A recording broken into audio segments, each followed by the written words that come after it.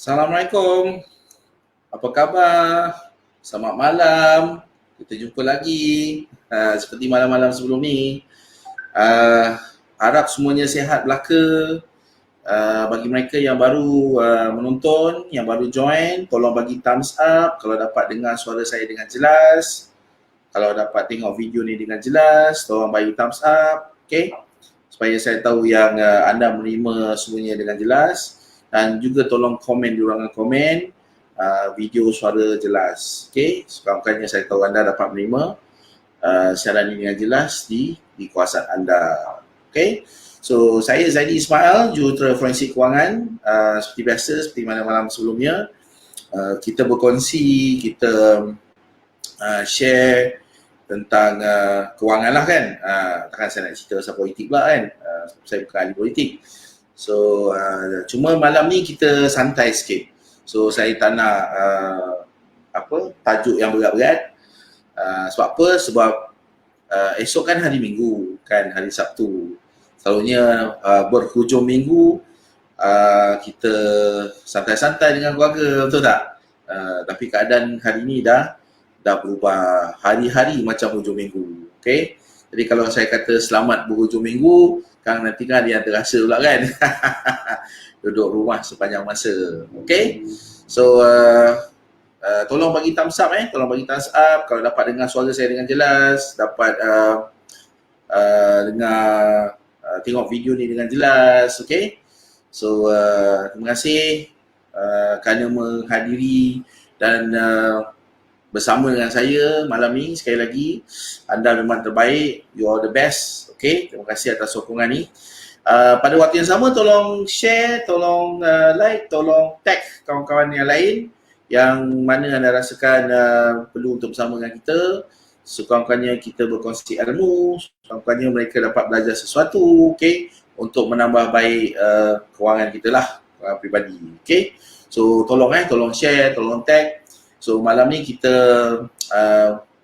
bersantai, okay, sebab saya cuma nak berborak-borak dengan anda, okay, kira kita nak bercerita tentang perkembangan semasa dari sudut kewangan, apa yang tengah berlaku sekeliling kita selain daripada PKP yang sedang berlangsung. So kita akan tengok indikator-indikator kewangan yang sedang berlaku, okay. Ada beberapa perkara yang saya perhatikan yang mula menunjukkan taring atau menunjukkan rupanya, sebab seperti mana yang ramai tahu, situasi ekonomi, situasi kewangan dia akan lagging, betul? Lagging bermaksudnya dia akan ambil masa sikit untuk bermanifestasi. Contohnya kalau katalah kedai Pak Ali tutup, okay, kedai Pak Ali tu kedai runcit, katalah kedai runcit Pak Ali tutup, dia punya rasa tu bukan rasa sehari selepas dia tutup. Kita akan mula merasai seminggu kemudian, sebulan kemudian, okay. So sama jugalah dengan berlaku sekarang ni. So kita dah nak hampir sebulan setengah, jadi dah ada beberapa perkara mula berlaku, okay. So kita nak bincangkan tentang perkara tersebut malam ni. Macam saya kata, kita santai-santai sebab besok nak hujung minggu. Okay, so kita tak naklah berat, kan tak boleh tidur malam lah kan. Padahal besok hari Sabtu. So saya harap anda semua berada dalam keadaan sihat walafiat, berada di rumah bersama dengan keluarga, okay. Yang mana kewangannya tak terjejas tu, tolonglah bantu-bantu mereka yang mungkin terjejas. Kalau boleh buat sumbangan, tolonglah buat sumbangan sikit. Mungkin tak banyak, mungkin RM50, tapi lah kalau RM50, kalau 100 orang dah RM5,000 kan. Mungkin kita dah boleh bantu 2-3 keluarga, okay.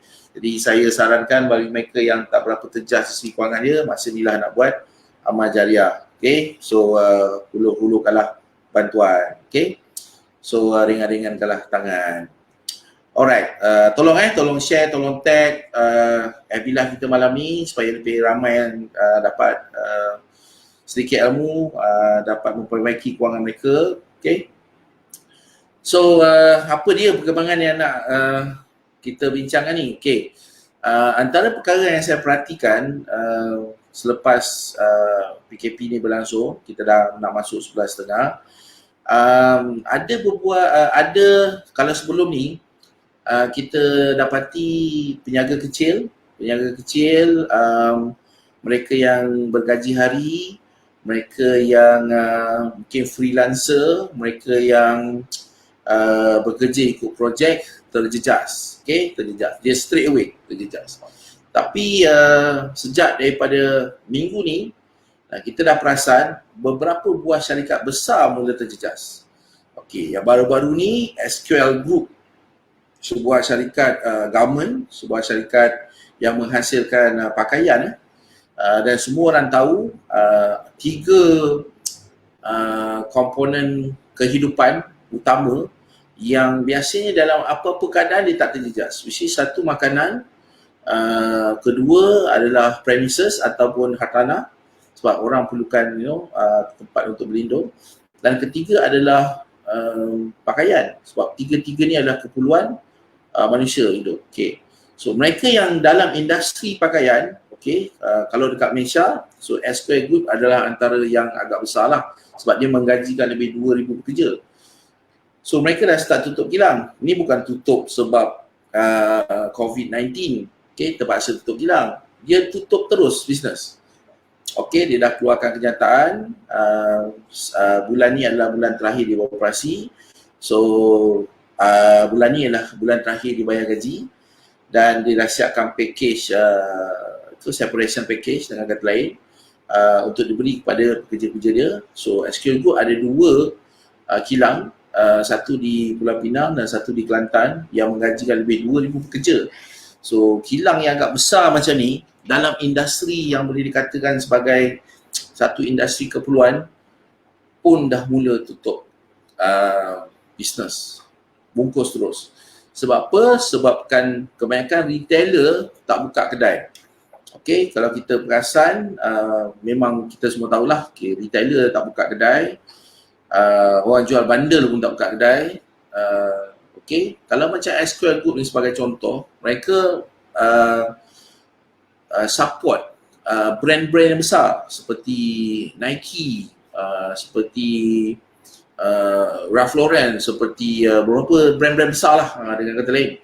So bila tutupnya pengkomersialan pakaian, terutama di mall dan juga di butik-butik khas, jadi dia tak ada booking, tak ada supply, tak ada demand, dah tak ada demand. So kat sini kita boleh tengok betapa rapuhnya, even though sebuah syarikat yang besar yang beroperasi 50 tahun di Malaysia. Syarikat tu bukannya syarikat baru, 50 tahun. So kalau siapa yang mula bekerja dengan syarikat tu umur 20 dan kerja sampai dia tutup lah sekarang ni, umur dia dah 70 lah. Bayangkan tu berapa lama. Itu pun tak boleh tahan bungkus. Okay, so kita akan lihat perkara macam ni akan berlaku mulai akhir bulan ini. So kita akan dapati beberapa syarikat besar yang lain akan mula tutup operasi mereka terus. Ada yang tutup kedai terus sebabkan isu ni. Sebab isu ni isu global kan. Dan kebanyakan syarikat besar ni dia buat produk bukan hanya untuk pasaran Malaysia, dia juga buat produk untuk luar negara. Okay, so 2,000 orang hilang pekerjaan dan 2,000 orang tu akan start masuk ke dalam market mulai bulan depan, which is tak ada pekerjaan. And then itu bulan 5, so bulan 6, bulan 5 susah nak cari kerja kan sebab bulan puasa dan kita masih lagi berada dalam situasi PKP. So lepas tu lepas raya, lepas raya kita tak tahu lagi sama ada PKP kan buka. Okay, kita ada 2,000 yang akan mula mencari pekerjaan. Okay, itu dari sebuah kilang, sebuah syarikat besar.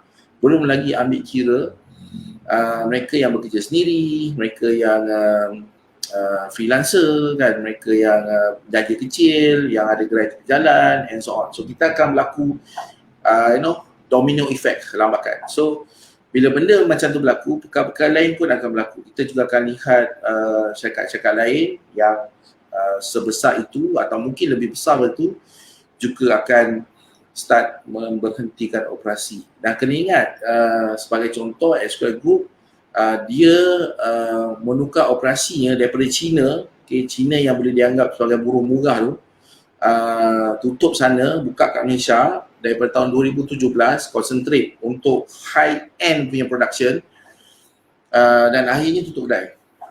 Okay, so that's how bad the impact is lah. Itu nak tunjukkan betapa teruknya kesan daripada coronavirus. Okay, so siang tadi saya mengenolakan sesi coaching saya bersama ahli rinsan yang kebetulan berada di Langkawi. Okay, so selepas strukturkan kewangan dia, okay, proses strukturkan kewangan ambil masa dalam setengah jam, 45 minit. So masa tambahan tu saya borak-borak dengan beliau secara online dan bertanyakan situasi di Langkawi. Okay, dan saya teringat bahawa sebab Langkawi sebuah pulau, so kebanyakan bahan yang diperlukan oleh penduduk Langkawi diimport luar daripada Semenanjung, Alustar dan sebagainya ke Langkawi. Oleh sebab PKP ni ada banyak yang terpaksa diblok. Okay, penduduk pulau tak boleh nak keluar suka-suka dan orang luar pun tak boleh datang Langkawi suka-suka. Okay, pelabuhan jeti dermaga pun ditutup rapat. Okay, yang menjadi persoalan bila saya borak dengan beliau ialah oleh sebab banyak keperluan semasa ni diimport daripada tanah besar. Okay, satu, barang dah menjadi mahal, sangat mahal, okay, sebab kekurangan barangan. Kedua, banyak dah mula penduduk banyak dah mula kembali kepada pekerjaan asal. Kalau dulu ada yang kerja hotel, sekarang dah turun ke laut. Okay, kalau dulu kerja dengan pelancongan, sekarang dah buat bendang semula. Yang mana dulu bendang dah ditinggalkan. Okay, so dekat sini kita boleh tengok betapa rapuhnya ekonomi antara bangsa kan, antara negara, yang mana kebanyakan negara semua tengah inward sekarang ni. Okay, dia tengah tengok dalaman. Okay, sebab kita punya international trade sangat-sangat terjejas. So banyak perkara terpaksa dihasilkan dalaman. Okay, kita boleh tengok apa yang berlaku bila kita punya frontliners tak cukup PPE dan sebagainya. Even rakyat tempatan jahit PPE sendiri untuk disumbangkan kepada kita punya frontliners. Okay, walhal kerajaan juga cuba mengimport PPE daripada luar sebab kilang dekat China pun banyak tutup, baru nak start beroperasi semula. So benda-benda ni efek semua orang. Okay, so kenapa saya bawa benda ni? Kenapa benda ni yang nak dicelotehkan pada malam ni? Okay, jadi kat sini kita boleh lihat kita sebagai individu perlu membuat penghasilan secara lokal. Okay, jadi cadangan saya ialah oleh sebab demand tu masih lagi ada. Okay, orang masih lagi perlukan certain benda, orang masih lagi perlukan certain perkara yang dalam hidup dia, tapi kita tak boleh lagi mengharapkan daripada luar. Okay, dan banyak negara hari ini dia self develop. Okay, dia keluarkan produk tu sendiri. Kalau macam dulu orang akan fikirkan dari sudut cost, nak jimat tak apalah, kita import daripada China ataupun daripada India dan sebagainya. Okay, bila collapse disebabkan oleh corona ni, banyak syarikat, banyak ekonomi setempat, okay, cuba buat secara dalaman. Okay, so itu merupakan satu peluang bagi saya. Jadi sebagai individu, cadangan saya ialah you kena tingkatkan skill, kena belajar benda baru, kena offer atau kena tawarkan satu benda yang baru yang kita boleh hasilkan sendiri. Okay, so saya bagi contoh sebagai contoh lah. Mungkin sebelum ni orang fikirkan tentang cost, kalau nak beli permainan kanak-kanak, okay, dia nak cari yang paling murah, okay, and barang tu datang dari China lah. Okay, tapi kalau kita mempunyai kemahiran, okay, kita boleh menghasilkan permainan kanak-kanak sendiri. Sebagai contoh, so dekat sini akan ada orang yang akan pegah kepala untuk keluarkan produk macam tu secara dalaman.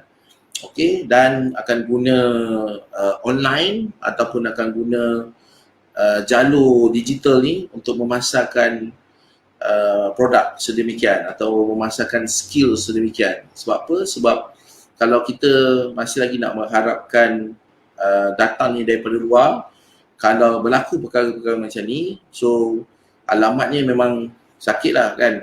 Kan, for example, kalau makanan import kita, kalau kita mengimport banyak sangat makanan daripada luar, dan kalau kilang luar tak akan menghasilkan ataupun kita punya sempadan di blok dan sebagainya, so benda tu menjadi satu kesusahan dan kepayahan, nak makan susah kan tak. Jadi suka tak suka kita kena ada penghasilan sendiri. So dari sudut peribadi, okay, dari sudut individu, kat sini kita boleh tengok siapa yang ada tanah, okay, boleh bercucuk tanam, menghasilkan makanan dia sendiri, for example.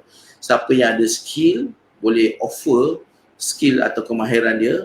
Siapa yang ada semangat kejiranan, semangat komuniti, boleh mengembeling tenaga komuniti.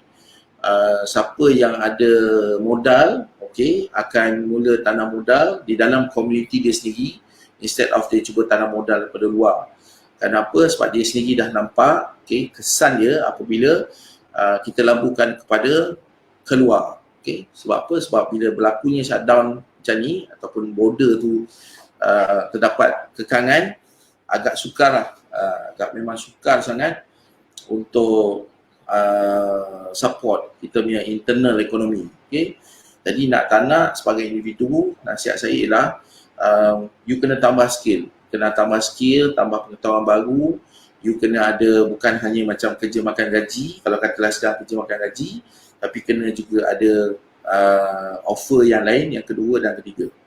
Okay, selain daripada tu, apa yang saya perhatikan, apa yang perasan ialah a lot of people, kebanyakan orang dah mula kreatif mencari jalan keluar yang lain daripada lain, yang sebelum ni tidak terlintas untuk dilakukan. Okay, dan banyak juga industri yang tengah modified. So siang tadi saya baru saja cut a deal, okay, duduk rumah pun bersempat juga buat deal kan, untuk support satu industri yang 2 tahun sebelum ni cuba berkembang, okay, tapi banyak halangan. So insyaAllah selepas ni mereka akan pergi lebih laju, menggunakan teknologi sedia ada dan keperluan sedia ada yang sedang berlaku sekarang. Okay, so kita akan nampak, kita akan lihat lebih banyak disruptor di dalam pasaran. Okay, so kita akan tengok a lot of creative industry akan masuk. Okay, jadi bagi mereka yang boleh menyediakan konten, sebagai contoh, akan ada internal consumption. Okay, sebab kita dapat lihat orang tak boleh nak buat tak boleh nak buat drama sebagai contoh kan, tak boleh nak berlakon, sebabkan nak buat penggambaran akan ada kekangan lah dengan kata lain kan, social distancing dan sebagainya. So kita akan dapat lihat banyak konten digital dihasilkan, akan banyak animation, akan banyak VR, akan banyak benda-benda yang macam tu.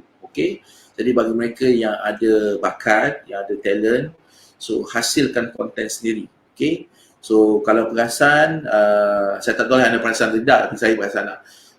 Contohnya viewing di YouTube naik 38% pada bulan pertengahan bulan Mac hingga ke awal bulan April. Okay, viewing dia mencanak naik 38%. Begitu juga dengan streaming services lain seperti Netflix, seperti Vimeo, seperti yang lain lah. Okay, sebab apa? Sebab kebanyakan orang beralih ke dia digital platform untuk dapatkan hiburan mereka. Okay, sebab wayang tak boleh pergi, nak tengok drama Melayu dah macam kurang kan. Lepas tu kalau benda ni berterusan lagi sebulan 2 bulan, memang takkan ada production, so siaran TV akan mula putar balik cerita lama kan, for example. Jadi bagi mereka yang boleh hasilkan konten sendiri, so ini memang masanya, dengan kata lain anda memang betul-betul boleh buat duit lah, senang kata kan. So platform memang dah sedia ada. Dan kebanyakan platform-platform ni kalau perasan sejak daripada setahun yang lepas dah mencuba ke arah subscription. Dia dah pergi ke subscription base sebagai contoh. Jadi kalau kita tengok ke YouTuber pun dah ada platform macam Patreon untuk dapatkan subscription. Okay. So dia boleh hasilkan pendapatan berterusan daripada platform tersebut. Sebagai contoh, so dia boleh hasilkan konten dia sendiri. Okay. One man production dengan kata lain. Okay. Ataupun dengan tim dia. Okay. So kita dah boleh tengok perubahan-perubahan macam ni sedang giat berlaku. Jadi bagi mereka yang masih lagi rasa macam kan tunggu benda ni semua selesai, nanti akan datang, okey lah kan. Saya rasa dia takkan okey lah. Okey, akan berlaku banyak perubahan dari sudut tabiat, daripada sudut bagaimana kita conduct diri kita dalam masyarakat. So secara tak langsung apa yang berlaku hari ini memaksa orang untuk berubah dari segi itu, dari segi tabiatnya, dari segi kebiasaannya. Dia menekan orang supaya menerima perubahan tersebut. Ramai orang tak suka tapi terpaksa, jadi paksa rela lah dengan kata lain. So bagi mereka yang masih tak berubah atau berubah bersama dengan perkembangan terbaru ini, so you akan jadi ketinggalan. Okay? Dan kita juga tengok banyak juga syarikat, banyak juga industri yang akan buat right sizing. Okay? So mungkin tak ada penambahan pekerja, tapi pekerja tu akan di-redeploy untuk dapatkan human capital yang baru. So dia akan kena upgrade lah diri dia. So siapa yang tak boleh nak upgrade diri memang akan ketinggalan. Okay? So itu yang saya perasan sekarang. Okay? So tolong komen di ruangan komen pendapat anda tentang apa yang sedang berlaku di sekeliling kita, apa yang anda lihat, apa yang anda perasan dalam tempoh hampir sebulan setengah kita berada dalam PKP ni, selain daripada jumlah jangkitan ataupun orang langgar PKP masih lagi tak sedar-sedari ni. Selain daripada tu, daripada sudut kewangan, sudut ekonomi, tolong komen di ruangan komen so kita boleh membincangkan perkara tu malam ni. Okey, saya juga nak lihat nak tengok pendapat anda bagaimana dan macam mana kita nak cope benda-benda macam ni lah. Okey. So ini satu pandangan daripada Cik Ashman Nizam. Dia kata back to basic. Antaranya betul, back to basic, tapi dia enhance basic. Okay, bagi saya dia enhance basic. Kalau hanya back to the basic saja mungkin tak cukup. Sebab apa? Sebab suka tak suka kita dah berada dalam ekonomi K ataupun dalam digital ekonomi ni. Jadi yang akan berlaku ialah macam saya kata tadi lah, kalau kita tak bersedia, kita dipaksa juga untuk melaluinya, kan?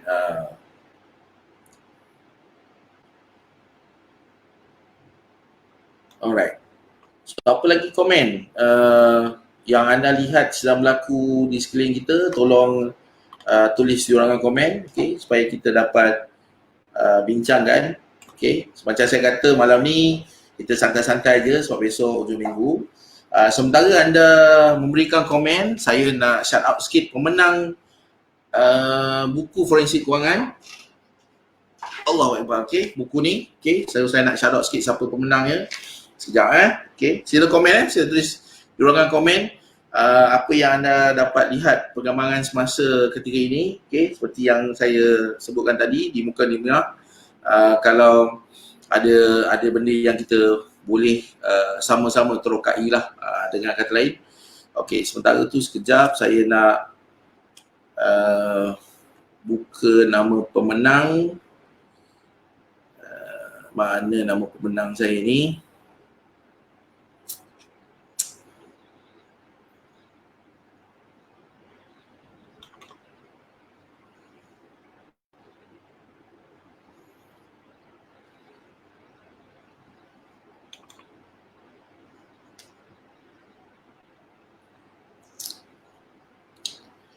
Okey, so ini pemenangnya.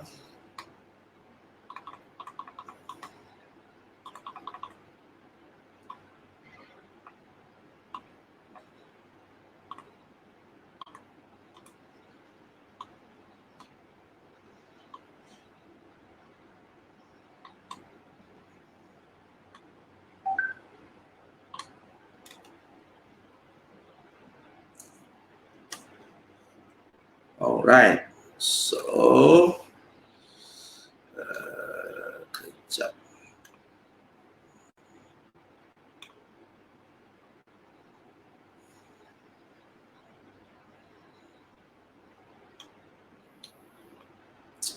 Okay. So saya nak shout out kepada pemenang buku Forensik Kewangan minggu ini. So yang menang adalah Cik Qayyum Hakim, Roslida Muda, Zusmal, Cik Muhammad Atila, Cik Abdul Aziz Nurzali, Cik Faridah Salmi, Mael DK, Cik Hawa Nasir, Cik Iskandar Rashid, Cik Akbar Muhammad, Suhaimi Muhammad dan Daila Aizani. Okay, so itu nama pemenang buku Forensik Kewangan minggu ini. Okay, tahniah kepada anda semua. Alright, so admin saya akan menghubungi anda.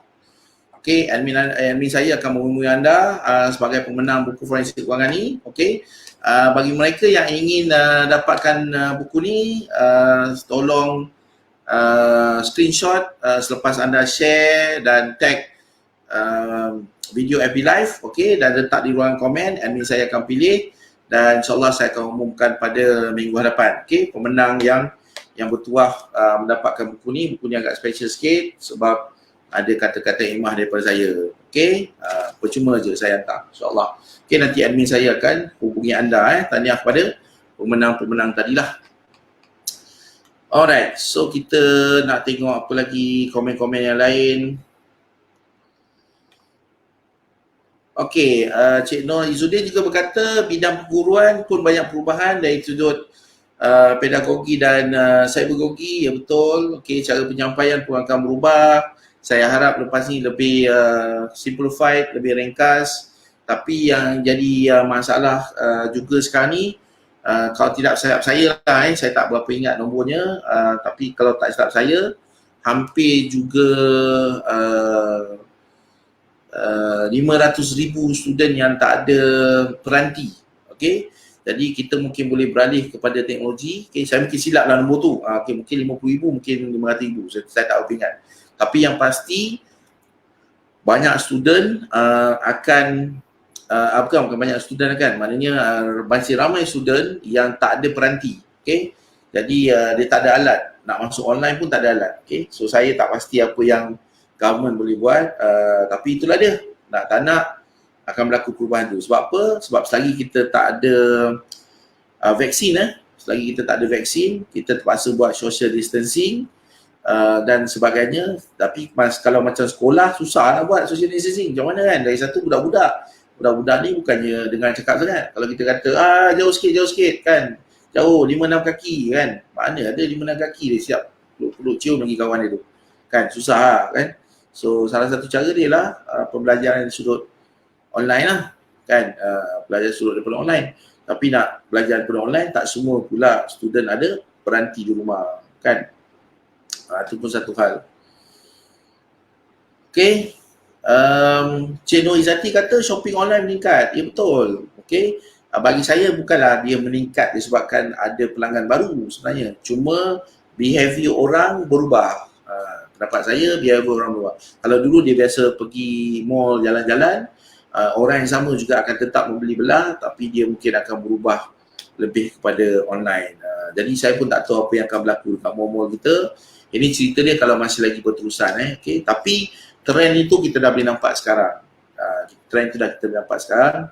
Orang pun dah berbulu, dah mengelupur, dah tak tahu apa nak kata lagi dah kan. Di rumah dekat 1.5 bulan. Dan ni akan pergi ke bulan puasa, maknanya dah jadi 2.5 bulan. And then kalau lepas raya disambung lagi dah dekat hampir 3 bulan. Dan ada kajian menunjukkan kalau selagi kita tak jumpa vaksin, mungkin terpaksa hadap sampai tahun hadapan. Sebab nak mengelakkan berlakunya letusan pesakit kan, sebab kita punya hospital tak boleh handle kalau tiba-tiba satu hari tu ada 5,000 kena pesakit COVID, pingsan lah kan. Jumlah ward ICU kita pun tak sebanyak tu yang boleh handle surges ni. Sebab tu kita kena flatten the curve lebih kurang. Tapi masalahnya berlakulah perubahan sekeliling kita, okay, dari sudut ekonomi dan sebagainya. Okay, so itulah dia antara the new norm akan datang, kan. So Cik Hajif Hanif TJ berkata the new norm banyak industri terjejas bila umum PT3 dan UPSR isyarat pada banyak pusat tuition terjejas. Betul. Jual buku, cetak buku industri juga terjejas. Saya tak rasa industri buku terjejas sebab masih diperlukan buku fizikal. Okay? Mungkin mereka akan beli buku online lah. Sebab sebagai contoh, baru-baru ni saya ada baca laporan daripada Persatuan karyawan yang menulis dan sebagainya. Mereka sangat-sangat memerlukan penulis atau mereka yang boleh keluarkan konten dalam media cetak sebab konten ini masih lagi consumable, masih lagi diperlukan untuk consume. Sebab kalau tak ada apa nak tengok, orang pun mungkin dah tengok Netflix dah bosan, dah tengok YouTube dah bosan, dia akan kembali juga kepada benda-benda macam ni. Sebagai contoh, dia akan tengok juga buku lah and so on. Terutama kalau konten tu sangat menarik lah. Dengan kata lain. Dan konten macam ni boleh dihasilkan oleh seorang. Itu yang bagusnya. Okay? Dia tak perlukan satu production. Dia bukannya macam kita buat drama TV. Buku kalau tukar kepada drama TV, mungkin perlukan 20 orang bekerja nak hasilkan drama TV daripada sebuah buku. Tapi karya asalnya daripada sebuah buku ni hanya seorang je yang buat. Itulah jauh bezanya. Nampak? Satu buku ni dapat menyokong berapa ramai orang di belakang tu. Terutama kalau yang penulis novel cinta ke apa kan yang diadaptasikan kepada drama ataupun filem. So saya rasa industri cetak masih lagi ada, cuma dalam bentuk tu dah berubah. Okay. Event saya rasa event sangat-sangat terjejas.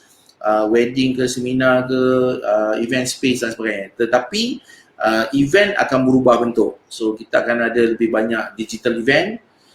Kita akan banyak e-event dengan kata lain. Jadi bagi mereka yang menjadi penganjur event-event, tolonglah mempersiapkan diri dengan cepat, belajarlah teknologi digital dengan tepat, sebab anda boleh dalam waktu ni, kalau you boleh turn over dengan cepat, you still boleh menganjurkan event-event dalam bentuk digital, okay? Macam e-sport lah lebih kurang, okay? So dia akan stream lah dekat satu layar ni atau stream satu dunia sebagai contoh, kan? So benda ni perlukan creativity, okay? So business bread and butter kena cepat berubah, tukar konsep untuk sambut normal baru ni lah, dengan kata lain. Okay, terima kasih Cik Hanif. Satu pandangan yang sangat bernas. Okay.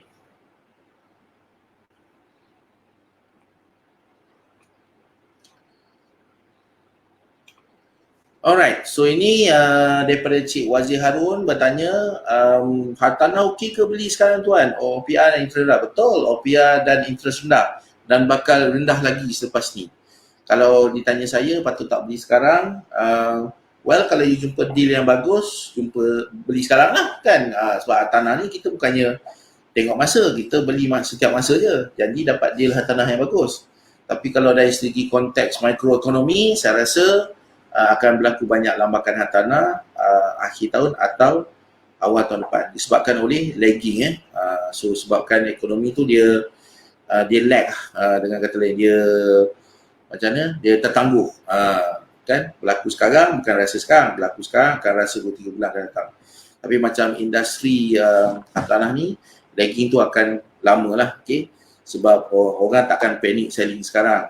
Okay? Orang akan start panik beberapa bulan lagi akan datang. Terutama bila tempoh moratorium berakhir. Sebab kerajaan tak boleh, bank atau kerajaan tak boleh bagi moratorium sampai bila kan. So pasti satu hari akan berakhir. Dan kalau dia tak ada sumber pendapatan ataupun pendapatan dia terjejas atau berlaku tekanan ekonomi dalam that particular household, so antara perkara yang orang akan start jual adalah tanah. Okay? Daripada situ, saya tak suka guna perkataan ambil kesempatan, tapi memang itulah kesempatannya. Kan? Jadi tengoklah, kalau saya masih memerhatikan pasaran, okay, and kita tengok what will happen for the next few months. Okay.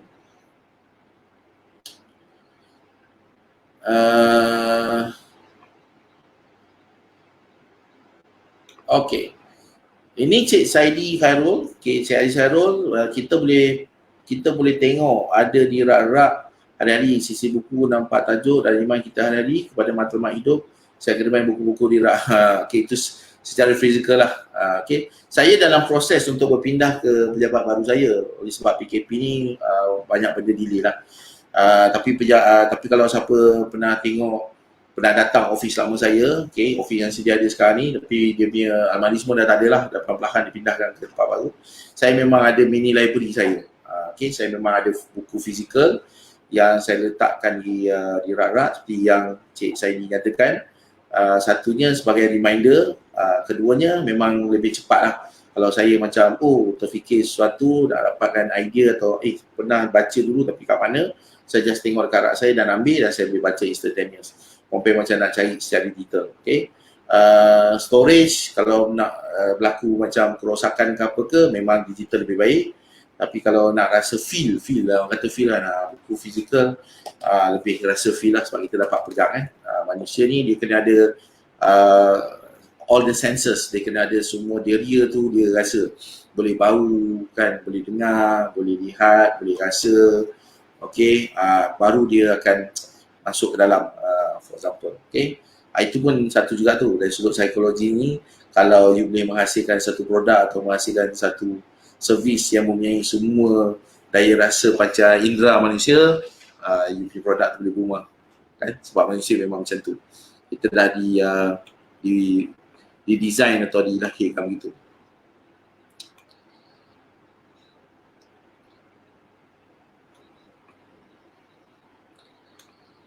Okay, Cik Mosli bertanya, waktu PKP ni boleh berurusan dengan bank ke untuk beli rumah? Boleh, bank buka je macam biasa, tak ada masalah. Apa yang saya nyatakan sebentar tadi bukan urusan untuk buat pembiayaan atau pinjaman, itu boleh buat macam biasa.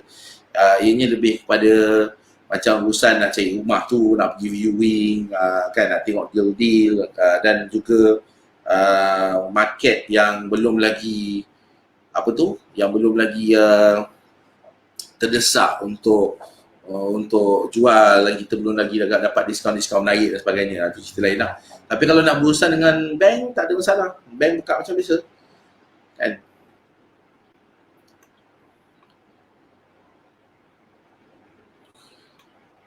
Okay, right, so kita berbicara tentang perkembangan semasa, kewangan dan sebagainya, apa yang kita sedang lihat di sekeliling kita yang sedang berlaku. Okay, jadi bagi mereka yang ada komen atau yang ada soalan tentang perkara ini, ataupun nak tanya saya tentang soalan kewangan, tak ada masalah, boleh tulis dan nyatakan di ruangan komen. So macam saya kata, malam ni kita borak-borak santai. Okay, saya tak nak ada topik berat. InsyaAllah minggu depan, hari Isnin, saya bersama dengan tetamu jemputan akan membicarakan topik yang agak berat-berat sikit lah, macam biasa. Sebelum puasa so saya akan stay buat FB Live ni sepanjang tempoh PKP ni, waktu yang sama, 9 malam, hari Isnin, hari Selasa, sebelum kita start puasa Khamis atau Jumaat kan. So masih lagi sama lah. Okay, cuma malam puasa yang pertama tu tak adalah macam biasalah, kita semua tahu sebab apa kan. Tapi dalam bulan Ramadan nanti akan ada waktu baru, saya belum lagi tentukan, masih lagi nak tengok feel dia. Ada yang minta pagi, ada yang minta petang. Okay, so saya tengoklah mana waktu yang sesuai. Okay, untuk yang bercoaching dengan saya, yang bersesi secara one-to-one dan sebagainya, ia berjalan seperti biasa di bulan Ramadan, dibuat secara online. Okay, waktu siang saja. Okay, malam memang tak adalah. Okay, so itu yang saya akan teruskan. Okay, alright. So, apa lagi soalan? Kak Zah bertanya, waktu sekarang ni patut tak guna CAN untuk beli properti atau lamsam hutang, kaedah mana lebih baik dari hasil sepanjang moratorium? So, bergantung. Sebab kita kena kira dulu. Dan kalau pandangan saya ialah, waktu moratorium ni jangan beli apa-apa. Duit moratorium simpan je dulu. Okay? Jangan langsaikan hutang apa-apa, kecuali kita berada dalam posisi yang baik. Dengan kata lain, kalau kita punya posisi tu tak ada perubahan besar, contoh kita jadi penjawat awam pun posisi kita posisi yang esensial lah dengan kata lain. Jadi dalam tempoh moratorium ni, duit tu kita boleh pakai lah banyak benda, tak ada masalah. Tapi bagi mereka yang mungkin pekerjaannya ke atau pendapatannya mungkin tak pasti lagi terjejah atau tidak, jadi duit moratorium tu lebih baik simpan untuk kecemasan. Okay, so tengok situasi diri lah sebab setiap orang tak sama. Alright, Cik Saidi lagi. Alright, Tuan, banyak kaunter saham drop 70% selepas kita landa COVID. Ada kaunter saham yang menarik perhatian Tuan. Saya tak trade saham. Okay, saya beli tapi saya tak trade. Okay, dengan kata lain saya beli, saya simpan je. Okay, selama yang saya masih lagi ingat, saya belum lagi pernah menjual saham saya. Okay, saya beli saham saya tengok dua je lah. Satu, sama ada dia ada polisi dividen. Okay, kedua, sama ada dia essentials businesses dengan kata lain. Dia keperluan orang lah, keperluan manusia. So saya tengok dua faktor tu, lepas tu saya pegang. Itu saya lah. Okay, jadi saya bukan spekulatif trader ataupun beli disebabkan oleh sentimen. Tak ada. Itu bukan cara saya lah. Dan lagi satu, saya bukan fokus sangat pasal saham. Kalaupun saya tengok saham pun mungkin tak sampai 5% daripada masa saya lah. Mungkin tak sampai 5%, mungkin 2-3%. Okay? Sebab saya memang pegang untuk long term dengan kata lain. Dan bukan untuk saya pun. Saya beli saham ni untuk tak tahu lah 7 keturunan ke belakang apa kan. Cerita lain lah. Saya lebih fokus pada hartanah kalau dalam pelaburan dan penjagaan lah. Okay? Dan macam saya sebutkan sebentar tadi, hari ini Alhamdulillah saya baru aja dapat satu deal untuk pendapatan saya yang ke-8. Okay, a new business venture untuk pendapatan saya yang ke-8. InsyaAllah, saya tengah tunggu dia punya paperwork. Kalau everything okay, once saya sign off, so lepas tu mungkin saya akan fokus kat situ lah dengan kata lain. Okay, macam saya, I like the business. Okay, sebab bagi saya nak fast cash, saya nak cepat so saya tak suka macam nunggu lama-lama macam tu lebih kurang. Alright, Cik Musli bertanya, apa pandangan Tuan berkenaan dengan pengeluaran akaun 2 patut keluar walaupun tiada keperluan? Pendapat saya lah keluarkan. Okay, keluar, simpan, duit tu mungkin boleh dilaburkan tempat lain ataupun menyelesaikan hutang, bergantung pada keadaan situasi, buat kiraan. Okay, kenapa saya kata keluar? Sebab this is unprecedented. Benda ni bukannya selalu berlaku. Nak mengeluarkan duit kedai bersuih akaun 2 tu bukannya boleh keluar bila-bila masa. Dia cuma ada dalam keadaan tertentu je. Sebagai contoh, untuk pengeluaran rumah, untuk masuk hospital, kesihatan, untuk bayar pendidikan, okay, dan sebagainya. Dia ada sebab terma dan syarat dia boleh keluar. Dan bila kerajaan kata, boleh keluar 500, okay, bagi saya that's bagus lah. Okay, sebab duit tu dia dah bagi saya tambah modal lah. Okay, bagi saya dia tambah modal. So modal untuk apa? Sama ada modal saya hutang ke atau modal untuk tambah harta ke, and pilih lah, nanti tengok, kira. Okay, buat kajian. Okay, jangan ikut-ikut orang. Itu bahaya. Tengok keadaan situasi sendiri.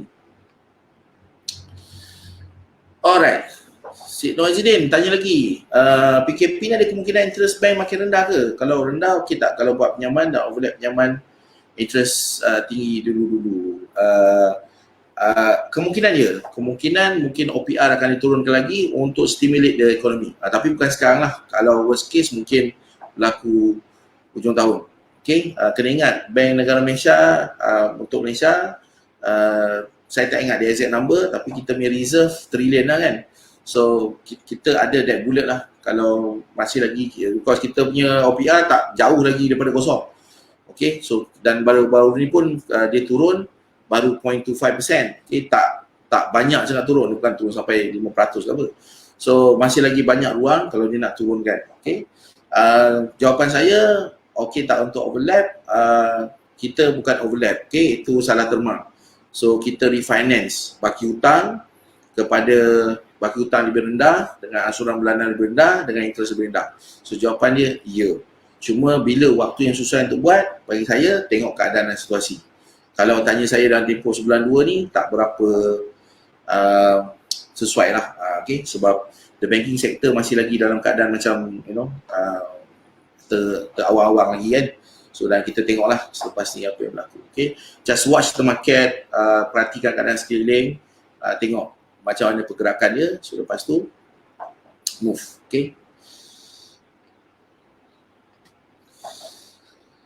Cik Saidi lagi, Tuan langsung tak terkesan dengan pergerakan ke saham? Kalau saya tak. Okay? Sebab saham-saham saya basically dia essential. Kalau dia jatuh pun dia because of sentiment. Okay? Syarikat tu masih lagi utuh. Sebab kebanyakan yang saya labuhkan adalah syarikat yang membentuk keperluan. Okay? So besar kemungkinan tak adalah. Okay? Kecuali kalau berlaku corruption besar-besaran lah. Okay, syarikat tu bentuk lah. Beside of that, should be okay. Okay. Alright, Cik Malina bertanya, Tuan, jika nak follow up coaching one-to-one ahli urusan online, bagaimana nak buat temu janji? Masih melalui portal? Ya, masih lagi melalui portal macam biasa. Just login dekat portal, cari butang temu janji tu, appointment tu, klik, lepas tu tengok tarikh, waktu kekosongan dan set, dan boleh temu janji dengan saya secara online. Okay, dan boleh tanya saya dalam WhatsApp group ahli. Setiap ahli ada WhatsApp group sendiri yang personal dengan saya. So make sure that you update anything, sebarang kemuskilan boleh tanya dalam tu, dan insyaAllah saya akan balas.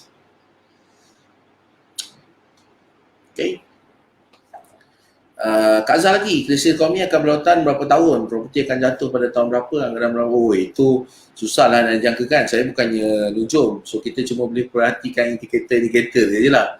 Dan nanti kita akan tengoklah. Okay. So sebab tu kena vigilant. Sebab tu kena kena sentiasa ambil tahu perkembangan semasa. Okay. Kena perhatikan, banyak membaca. Tengok, follow the market trend dan sebagainya. Okay. Dan baru kita boleh buat informed decision lah. Okay, Cik Malina, semua orang yang sama je asyik-asyik bertanya. Yang lain-lain tu tak bertanya ke apa? Okay, so duit EPF yang komen bagi keluar jadi modal untuk selesaikan hutang, kadang okay, betul. Alright, Cik Ali bertanya, Tuan simpan kecemasan 6 bulan minimum bagi isi rumah atau individual? Sebagai contoh, kalau isi rumah 10K kali dengan 6 bulan 60K, individual 5K kali 6 bulan 30K, mana lebih baik? Saya tak faham soalan ni. Tapi kalau macam saya tengok keseluruhan isi rumah lah. Okay, saya tak tengok dari sudut individu. Okay, sebab kecuali dia bujang, itu cerita lain. Kalau dia bujang, dia lah sebagai individu. Tapi kalau dia dah berumah tangga dan sebagainya, kena ambil kira lah orang sebelah tu dengan anak-anak kan. Tak ambil kira pula. So kalau macam saya ambil kira keseluruhan isi rumah lah. Okay. Kalau personally macam saya tak ada simpanan cash. Terus terang saya ada. So saya tak simpan cash. Okay, so saya simpan semua dalam harta saya, dan saya ada facility yang mana saya boleh cairkan harta saya dalam masa macam tu. Okay, saya just need to sign a check, saya dah boleh liquidate. Okay, so saya ada facility yang saya boleh keluarkan melalui harta saya lah. Okay, so saya tak simpan physical cash. Sebab apa? Sebab nanti dia akan susut oleh inflasi, dia akan kena makan dengan inflasi dan sebagainya. So because of that, saya tak simpan actual cash. Tapi bagi kebanyakan orang biasa, you supposed to have cash. Okay, simpan dekat tempat selamat, dalam PSB ke, dalam tabung haji ke, okay, dalam fixed deposit ke, okay, anything tempat selamat yang ada garanti, sepatutnya you ada minimal at least 6 bulan pendapatan. Okay, kalau saya tengok pendapatan isi rumah. Bagi yang mempunyai bisnes, paling tidak mesti mempunyai simpanan kecemasan 1 tahun. Okay, 1 tahun punya business income you. Okay, baru you agak stable lah, kata lain. Okay, Wasil tanya, Tuan, saya pernah jadi ahli 2014-2015, masih saya sah sekalian seumur hidup. Okay, sebab tu dinamakan ahli urusan seumur hidup. Cuma caveat di sini ialah seumur hidup saya lah, kan, bukan seumur hidup ahli, kan. Kalau saya pergi dulu macam cerita, betul. Sebab tu kena doa-doa kan supaya panjang umur sikit lah. InsyaAllah. Tapi ya, benda berterusan. Kalau katalah tak boleh masuk dalam portal atau terlalu lama tak update dan sebagainya, tolong naik taraf dulu. So naik taraf percuma, cuma kena naik taraf dalam portal baru supaya dapat akses semua konten-konten yang terkini dalam portal tersebut. Okay, itu je. Okay, Cik Bija. Aduh, lepas ni saya nak jemput Cik Bija dari tetamu saya. Okay, nanti kita deal bang, insyaAllah. Okey, so soalan Cik Bija, apa pendapat Tuan berkenaan dengan penangguhan pembayaran tahaful? Adakah baloi sebab sempat 3 bulan saya kena bayar lamsam yang di-defer? Kalau saya tak, saya bayar macam biasa je. Dari satu, amount ni bagi saya tahaful ni kecil. Tahaful ni bukan satu amount yang besar biasanya. Tak ada orang bayar tahaful 2,000 sebulan lah. Compare kalau dia bayar duit rumah dia 2,000 sebulan tu mungkin. Sebagai contoh kan. Dan kalau betul dia bayar taraf 2,000 sebulan, maknanya dia terlebih bayar tu. Ada benda yang tak kena dekat situ. Okay. Now, shout out sekali lagi. Okay, shout out sekali lagi. Sementara kita terima lagi pertanyaan dan soalan.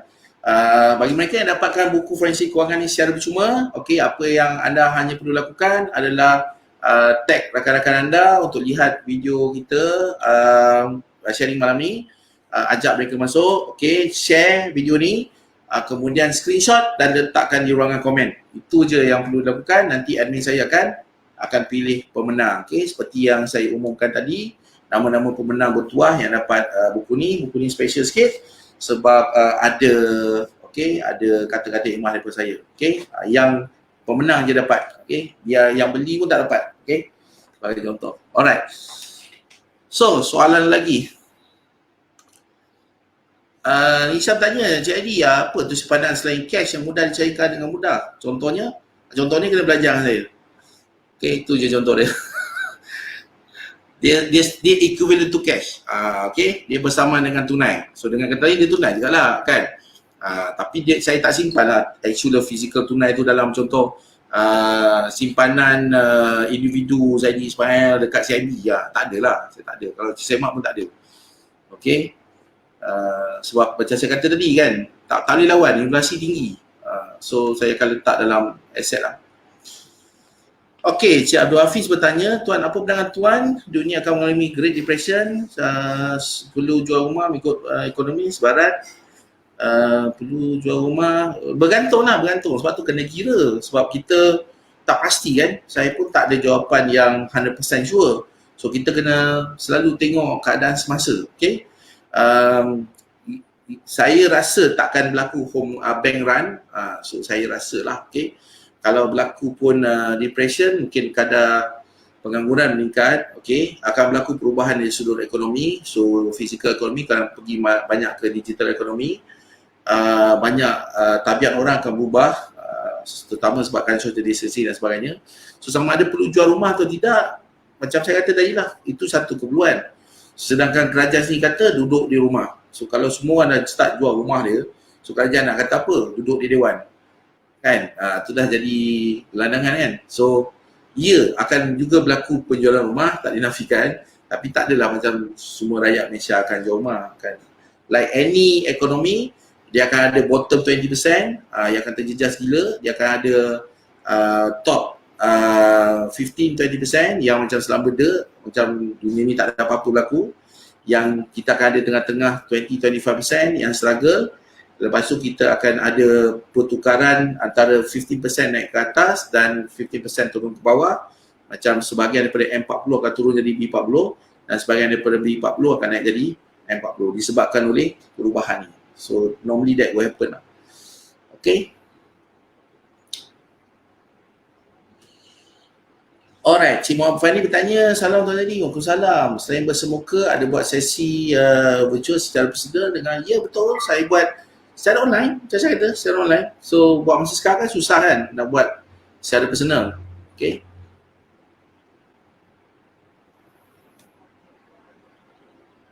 Alright, adakah simpanan lebih baik dalam bentuk cash atau emas? So dalam keadaan sekarang, saya secara umum jawapan secara umum prefer cash daripada emas. Sebab apa? Sebab kalau nak mencairkan emas tu, ada kemungkinan dua perkara akan berlaku lah, sama ada dijual, so emas tu akan hilang juga macam mana pun, ataupun dicagarkan, which is akan ada cost. Okay, so kalau you ambil kira faktor cost, so ada kemungkinan tak berbaloi, okay, dan bergantung pula duit tu nak guna untuk apa. Tapi kalau you ada dalam bentuk actual cash atau equivalent to cash, jadi you boleh dapat buat benda-benda yang nak buat tu dengan lebih cepat lah. Okay. Alright. So Cik Uda tanya, simpan cash atau beli aset buat masa sekarang? Macam saya kata tadi, buat masa sekarang simpan dulu. Lepas tu perhatikan keadaan semasa, keadaan sekeliling. Kalau ada aset-aset yang below market value, kalau ada aset-aset yang boleh beli secara diskaun, yes, teruskan pembelian aset. Sebab aset ataupun harta mesti mempunyai 3 ciri berikut. Saya selalu ulang-ulang benda ni. Mesti ada nilai equity, mesti ada peningkatan nilai, dan mesti ada aliran tunai positif. Okay? Kalau ciri-ciri tersebut ada pada satu benda tu, maknanya itu adalah harta ataupun aset. Alright? Okay. Ini adalah merupakan FB Live terakhir untuk minggu ni. Besok dan lusa tak adalah kan, hari Sabtu dan Ahad saya pun nak rehat juga, banyak benda yang saya nak buat. So kita mungkin kita akan bersiaran semula pada hari Isnin hingga Rabu, tak silap saya. Lepas tu dah nak puasa kan. So itu je lah. Dan bulan puasa waktunya mungkin berubah. Okay, waktunya mungkin berubah dan saya akan umumkan perubahan jangka waktu tersebut lah.